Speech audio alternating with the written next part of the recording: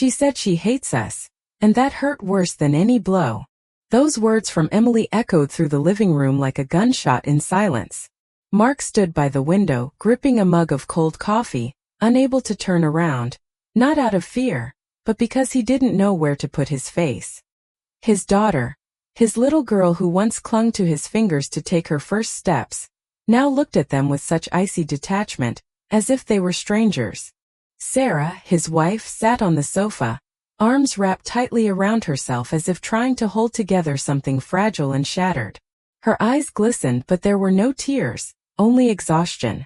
A deep, scorched exhaustion that had built up over years, ever since Lily stopped being a child and began becoming someone they no longer understood.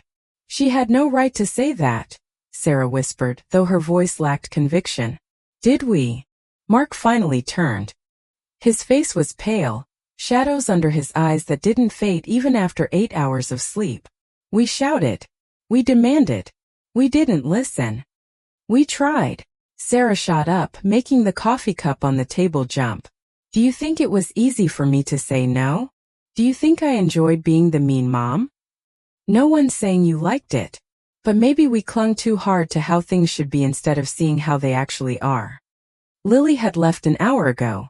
She'd grabbed her backpack, thrown her car keys on the floor, and walked out, slamming the door so hard the glass flowers on the windowsill, her grandmother's 20-year-old gift, rattled in their vase. Now the house was silent. Not cozy, not peaceful, the kind of silence that follows a storm, when everything's broken but no one started cleaning up yet. It hadn't started today. Not this week. Not even this month. It began slowly, like a crack in the foundation you only noticed too late. Lily was 17.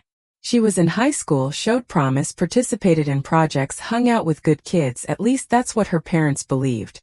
They were proud of her. Proud of how she'd grown. Smart, driven, independent. But that very independence became the first point of friction. You can't go away for the weekend with your friends to another state.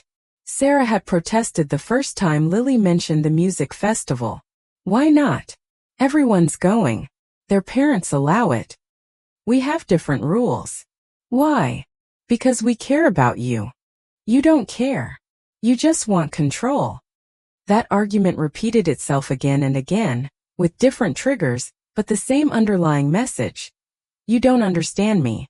And the parents in turn felt pushed away as if their love, their experience, their fear for her, all of it, was seen as hostility. Mark tried to mediate. He'd tell Lily, Mom's worried. She's just afraid something might happen to you. And to Sarah, she's almost an adult. We need to give her space. But neither felt truly heard. Today's explosion happened over college. Lily got her acceptance letter from the university on the West Coast, the one she'd dreamed of since she was 14. Environmental Sciences program, a scholarship, a campus by the ocean. She'd burst through the front door, eyes shining, shouting, I got in. I'm going. Sarah froze.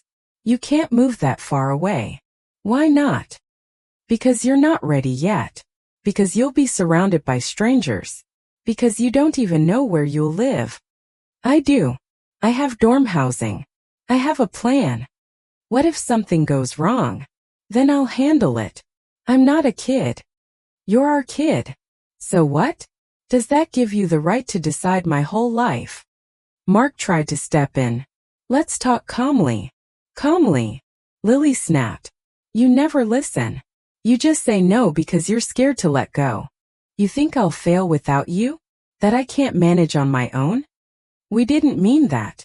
Yes, you did. You don't believe in me. And then Sarah, in desperation, said the one thing she shouldn't have. Maybe you won't manage. Maybe you should stay here where we can help. Lily fell silent. For a second. Then she looked at them, first her mother, then her father, and said, I hate you. And she left. Now, in the quiet of the living room, Mark and Sarah sat facing each other like two shipwreck survivors clinging to the same piece of driftwood. We broke her, Sarah whispered. No, Mark replied. We tried to protect her. But protection shouldn't be a prison. What if she leaves and forgets us? She won't. But if we don't let her go, She'll leave and never want to come back. Sarah covered her face with her hands. I'm scared. Me too. They sat in silence. Outside, dusk deepened. Somewhere out there in this vast world, their daughter walked the streets. Angry, hurt, maybe crying. Or perhaps already calling a friend to crash at her place. We should call, Mark said. What if she doesn't answer? Then we'll wait. And call again. He pulled out his phone. Dialed. Rings. 1, 2, 3. On the fourth, her voice. Hello. Lily, it's Dad. A pause. Long. Almost unbearable. What? I'm sorry. Another pause. For what? For not saying yes. For not asking what you wanted. For letting fear speak louder than love. Silence. Then a soft, trembling voice. I'm sorry too. I didn't mean what I said. I know. I just want you to believe in me. We do. We're just scared. I'm scared too. Then let's be scared together. She didn't answer right away. But she didn't hang up. Okay. Come home. Yeah. When Lily returned, the door opened without knocking. She stood in the doorway, red-eyed, in a wrinkled t-shirt. Sarah rushed toward her but stopped a step away, not sure if she was allowed to hug her. Lily took the first step forward. The embrace was awkward, tense, but real. I don't want you to hate me, she whispered. We love you, Sarah said. Even when we mess up. Even when we're angry, Mark added. Later, over dinner, no one had cooked, so they ordered pizza with 3 different toppings. Just like when she was little, they talked. Not argued. Not accused. Just talked. Lily explained why that university mattered. Her dream of working with marine ecosystems, her fear of failing, her need to try. Sarah admitted she was terrified of losing her. Not physically but emotionally. Of her daughter living 1,000 miles away, beyond her reach. Mark suggested they start letting go slowly, step by step. I don't want you to leave tomorrow, Sarah said. But if this is your path, I'll try not to stand in your way. Lily smiled for the first time in a week. I'll still call. Every day. Promise. Promise. That night, after Lily was asleep in her room, Mark and Sarah sat in the kitchen. Will we be okay? Sarah asked. I don't know, Mark answered honestly. But we'll try. Because love isn't just protection. It's also trust. Even when you're terrified. Especially when you're terrified.